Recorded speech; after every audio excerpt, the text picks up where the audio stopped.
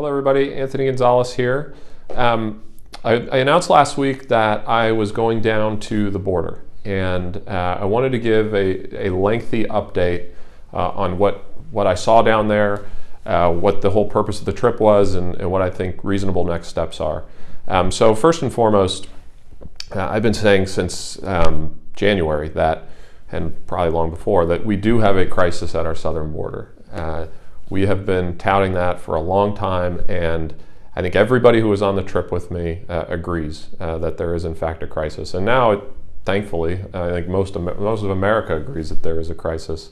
So I wanted to go down there and I wanted to take a look at it to try to understand the situation better and see if there are ways that we can fix the system.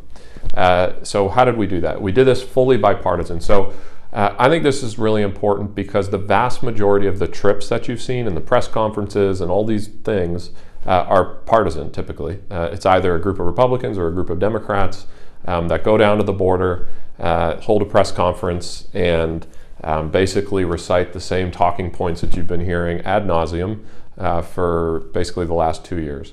I don't find that to be particularly helpful personally. And so I wanted to do it differently. So what we did, a group called the Problem Solvers Caucus, we go down, 8 Republicans, 8 Democrats. We all saw the same exact things.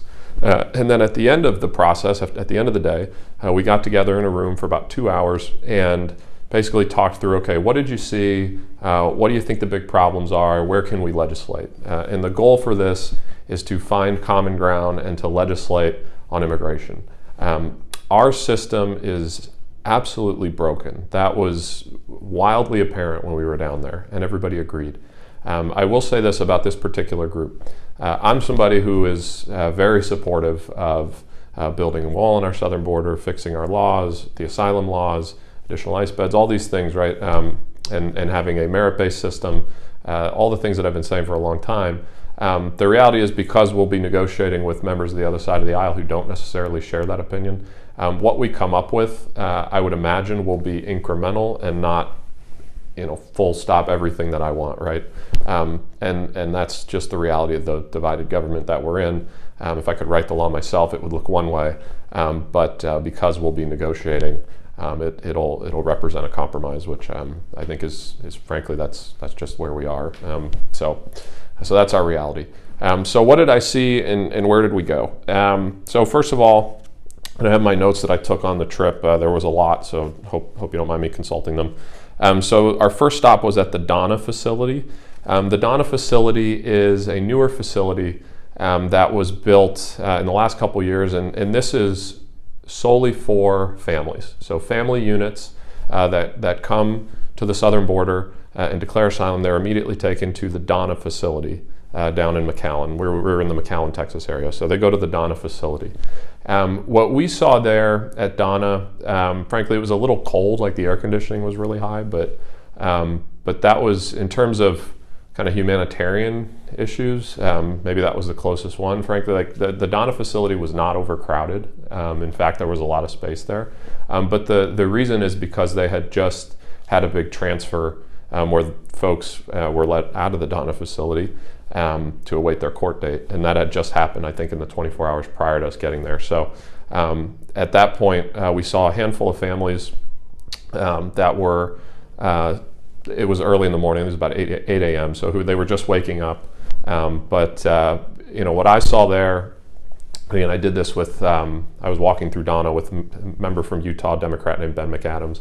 And we both saw basically the same thing, which was the folks were taken care of. They had showers, they had food, they had clean clothes, there were diapers, the facility was well outfitted, I'll say that. And then additionally, there was a processing center there where, when you come in, we saw this happen. A family unit came in, it was a father and his son. They came in, they go straight to the desk where there's maybe 15 or so agents checking people in, answer a handful of questions, get their vital signs checked, make sure there's no kind of open wounds or anything like that, just like a quick medical evaluation.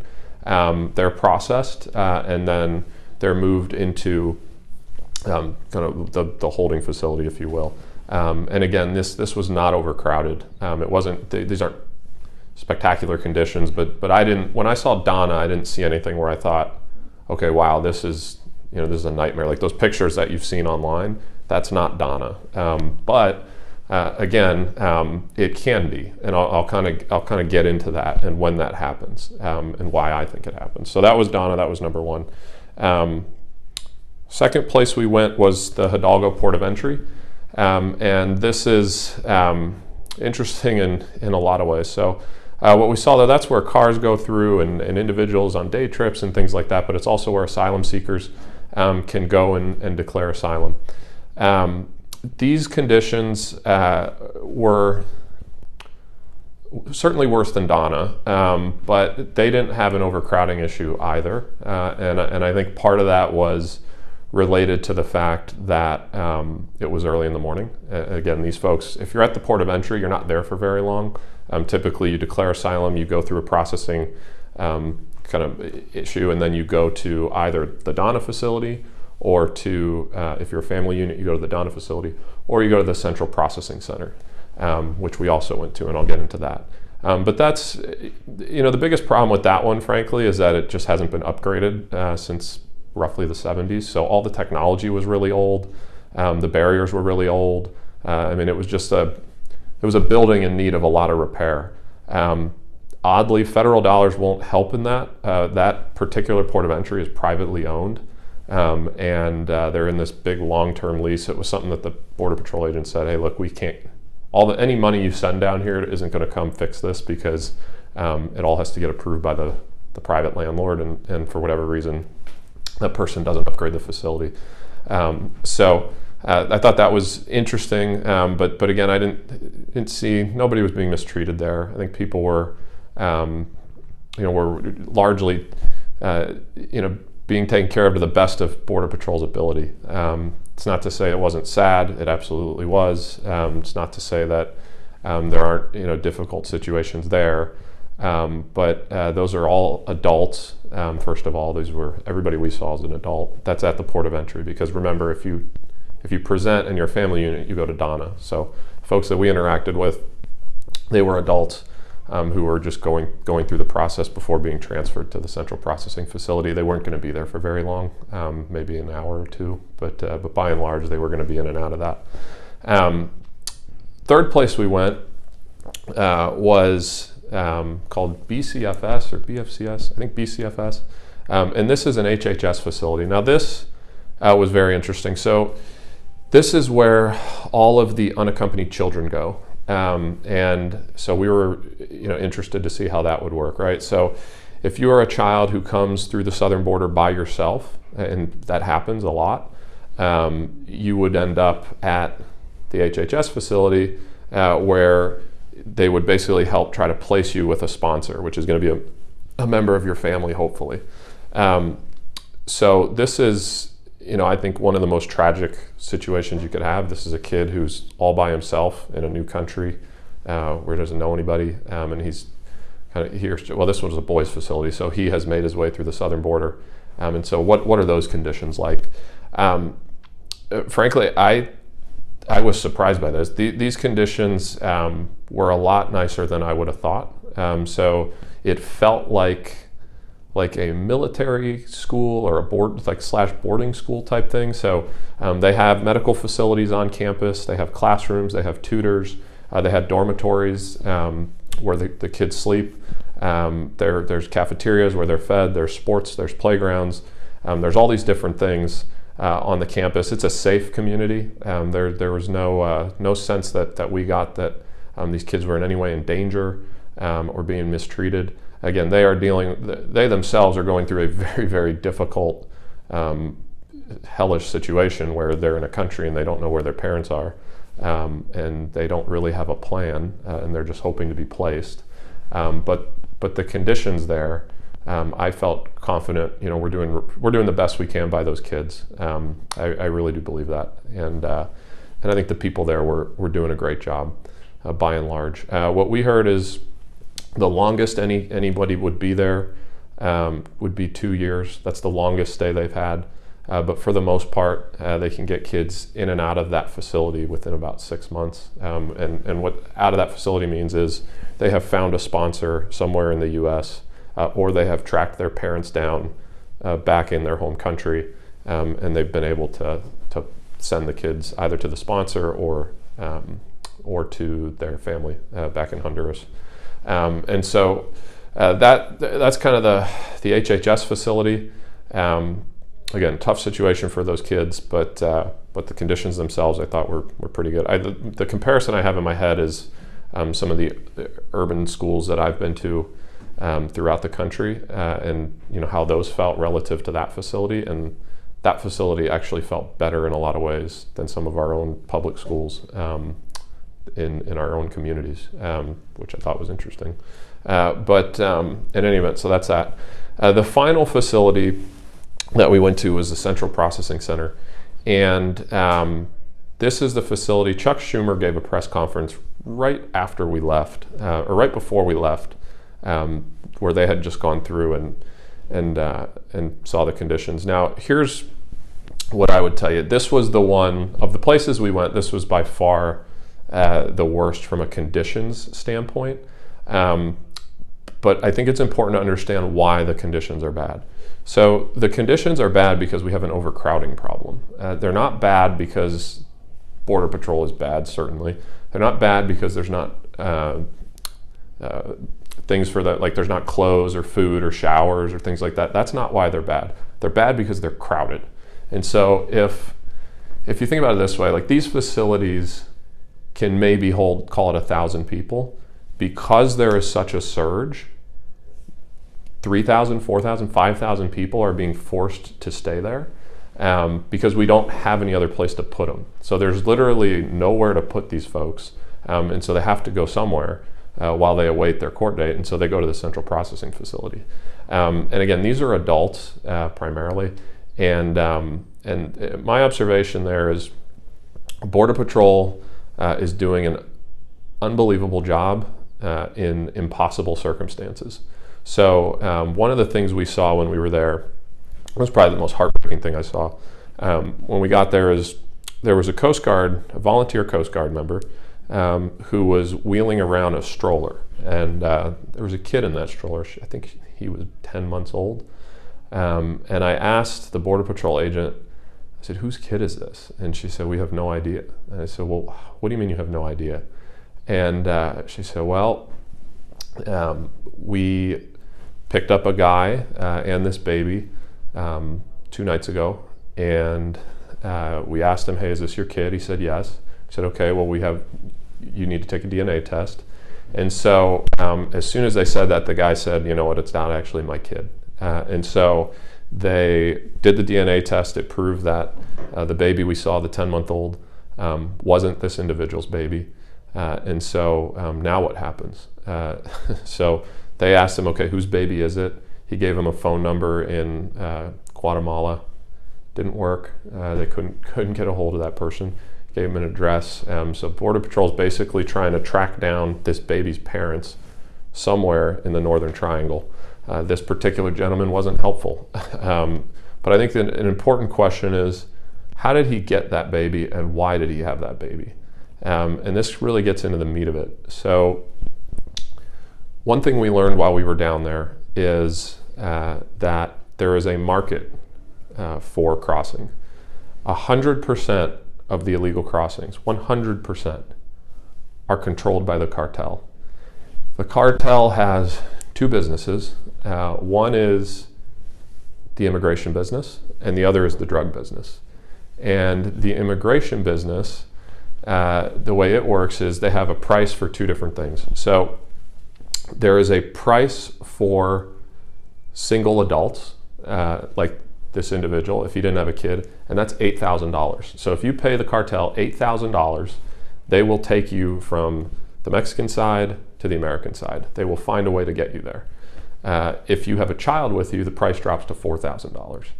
And so what has happened is, and the reason is because if you're with a family unit, you're going to get released into the country almost immediately. Catch and release, you're out. And so the price is lower for that. So now what's happened is you've created a market. You've created a market for children, which is basically saying a kid is now worth a little less than $4,000. And so if you can find a kid, you're going to save yourself some money.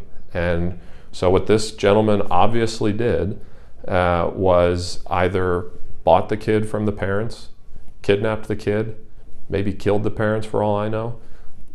Nobody knows, but what we know for sure is that that baby in that central processing facility belongs to somebody or belonged to somebody, and it's not the guy who brought him over. And so that's the incentive structure that we've set up in our system. Because we have a set of broken laws, we are incentivizing people to do the most horrific things ever, in particular with children, to make their way into the country. And so we have to stop that. We have to solve that. And that's not, again, that's Congress's duty. That's not the president's duty. That's not this president's duty. That's not President Obama's duty. It's not whoever comes after.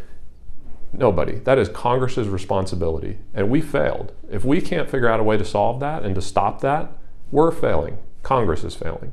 So I know people get all upset about President Trump, but it's not his fault. It's our fault. If you want to be mad at somebody, be mad at Congress, because that's who's responsible for actually fixing law. We write law. Nobody else. That's our job. And so that was unbelievably tragic and difficult to see. And on top of that, that's where the conditions were bad. I want to make one final comment on Border Patrol and the conditions in general. So some members of this body have painted these facilities as concentration camps and Border Patrol as like Nazi SS guard. Frankly, that's disgusting. It's false, more so than anything. It demeans those who went through the Holocaust. But it also, if you buy into that rhetoric and you use that kind of rhetoric, it guarantees we aren't going to solve this thing. So let's be clear on what concentration camps were. Concentration camps are where the Jewish people were held forcibly against their will, forced labor, and usually killed, or in many instances killed. That's a concentration camp, okay? This is different. This is a set of holding facilities where we try to process people through our immigration system in a lawful manner that are completely overcrowded, and as a result, Border Patrol is overworked and overtasked. Border Patrol agents are, by and large, from what we could gather, great people who are really, really tired, who have been asked to do a really difficult job, and I would argue an impossible job. Their job now has been, forever, has been to secure the border. Now their job is to secure the border, find ways to place kids with parents, solve humanitarian crises, stop the drugs, do all these things that we're tasking them with limited resources and a set of broken laws. And so I think that rhetoric is destructive and disgusting, and it's not helpful. But that's kind of my take on that. In terms of where do we go from here, I think the obvious places to look are adding judges into our process. The reason why there's an overcrowding is because we can't get people through the system. It takes 2 to 3 years to get a court date. So if we had more judge teams, we could shrink that. If we could shrink to like 6 months, I think that would be good. Additionally, we do need additional beds. There wouldn't be overcrowding if we had more beds because people would have a bed. So I think additional beds, additional judges, and then we have to fix the asylum law. The asylum law, blanking on the name of the settlement, I want to say Flores. I was going to say Torres Flores. The Flores Amendment is definitely a big problem here as well because it's incentivizing the family units and the kids. So with that, that's a big, long update. Please put your comments and questions in there. Happy to answer more. It was an important trip. I'm encouraged by the group that I was with, which is a bipartisan group, to actually help solve this problem. So thank you, as always, for sending me. Sorry for the length of the update. Hopefully it was helpful. Thanks.